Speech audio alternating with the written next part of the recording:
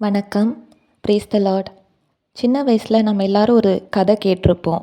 ஒரு சின்ன பையன் இருந்தான். அவன் பேனா, பென்சில் அப்படின்னு ஒவ்வொரு சின்ன சின்ன பொருளாக திருடிட்டு இருப்பான்.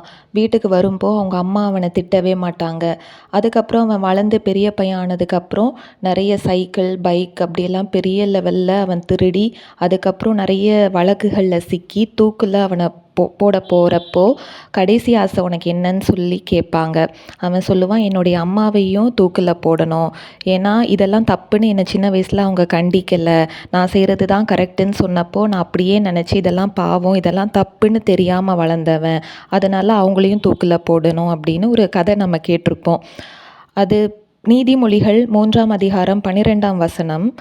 தகப்பன் தான் நேசிக்கிற புத்திரனை சிட்சிக்கிறது போல கர்த்தரும் எவனிடத்தில் அன்பு கூறுகிறாரோ அவனை சிட்சிக்கிறார். இந்த சிட்சிக்கிறார் அப்படின்னா அதுக்கு அர்த்தம் தண்டிக்கிறார். புத்திரன் அப்படின்னா மகன். எந்த ஒரு மகனை அப்பா நேசிக்கிறாரோ அந்த மகன் நல்லா இருக்கணும்னு நினச்சி தண்டிப்பார். அப்படி சின்ன வயசில் தண்டிக்கிறப்போ அந்த பையன் வளர்ந்ததுக்கப்புறம் ஒரு நல்ல ஒரு வேலை, நல்ல ஒரு பொசிஷனில் நிச்சயமாக அந்த மகனோ மகளோ இருப்பாங்க. ஒரு சின்ன கதை சொல்லிடுறேன். ஒரு பையன் சின்ன வயசுலேயே போதை பழக்கத்துக்கு அடிமையாகி நிறைய கெட்ட நண்பர்களோட சகவாசம் அவனுடைய வாழ்க்கையே சீரழிந்து போனது. அவன் வாங்கின மார்க் ரிசல்ட் வரப்போ தான் தெரிந்தது அவன் ஃபெயில் ஆகிவிட்டான். அது வரைக்கும் கையெழுத்தெல்லாம் மாற்றி ப்ராக்ரஸ் கார்டில் சைன் வாங்கி, ஆனால் 10th எக்ஸாம் 12th எக்ஸாம்லலாம் அது மறைக்க முடியாது இல்லையா? அவன் ஃபெயில் ஆனது அவனுடைய தகப்பனுக்கு ரொம்ப வேதனை. ஆனால் அவர் சின்ன வயசுலேருந்து மகனை தண்டிக்கலை, கண்டிக்கலை.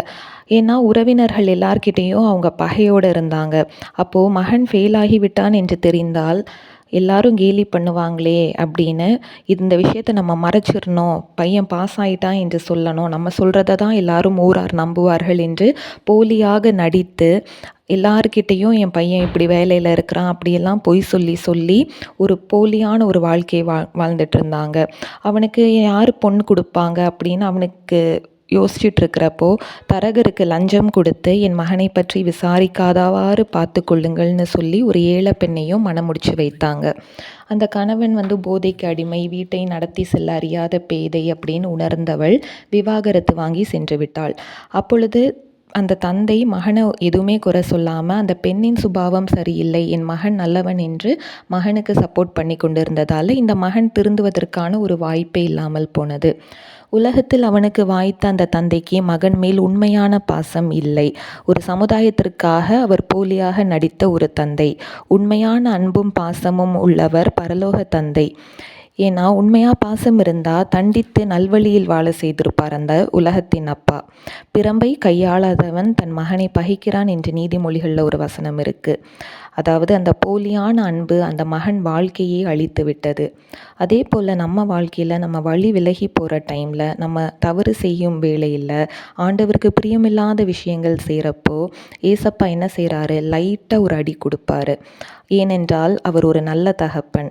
நம்ம மனசு க்ளீனாக இருக்கணும், நமக்கான ஒரு இடத்த பரலோகத்தில் நமக்கு அவர் ஆயத்தம் பண்ண வேண்டும் என்று நினைத்து யாரும் அந்த வீட்டை, அந்த பரலோக வாழ்க்கையை மிஸ் பண்ணிடக்கூடாது, எல்லாரும் நல்வழியில் வாழணும்னு உணர்த்துறது ஒரு கடவுளால் மட்டும்தான் முடியும்.